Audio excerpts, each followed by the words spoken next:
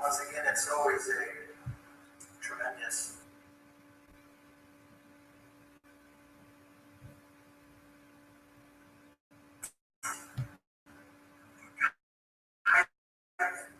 you would be fired up when you leave this event, you leave this conference. That you'd be in awe of your son. In Jesus' name. But first must he suffer many things and be rejected of this generation. It is here with his men that our beloved Savior is once again making his dreadful announcement of his soon betrayal, rejection, and coming execution. Jesus in verse 26 parallels his coming judgment with that of Noah's day. We know from this verse and those following that Jesus is talking about future judgments. First, he's going to suffer, and then he'll be rejected before these things. Now, Noah's story is pivotal, considering the catastrophic judgment that befell the world in his day.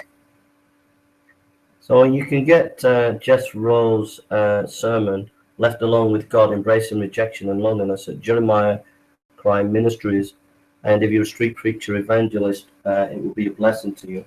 But in that sermon, he talks about the need to embrace rejection, that if you're a biblical preacher, then you're going to get rejected.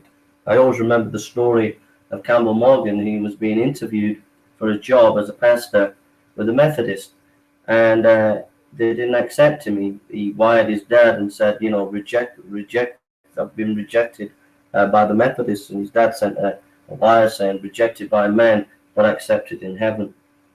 And if you turn to 2 Corinthians chapter 11, Paul says this, verse 24, the Jews 5 times received I 40 stripes, save one. Thrice was I beaten with rods, once was stoned, thrice I suffered shipwreck at night, and there I have been in deep.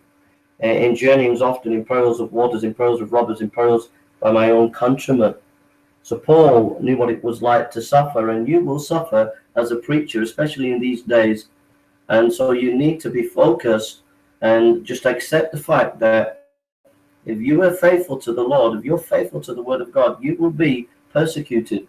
John the Baptist said that, John the Baptist preached and he had his head cut off. Now, we're not to be jerks, as Jeff Rose has said, where we cause controversy or where we stir up controversy. We're just to preach the Word of God, preach the gospel. But if we do that, we will get kickback, we will get persecuted. So go and listen to the sermon. It's a really encouraging sermon. If you're an evangelist or a pastor or a preacher, it will really stir you to keep going in the Lord. God bless you and take care. Thank you, Jeff, for an excellent sermon. God bless.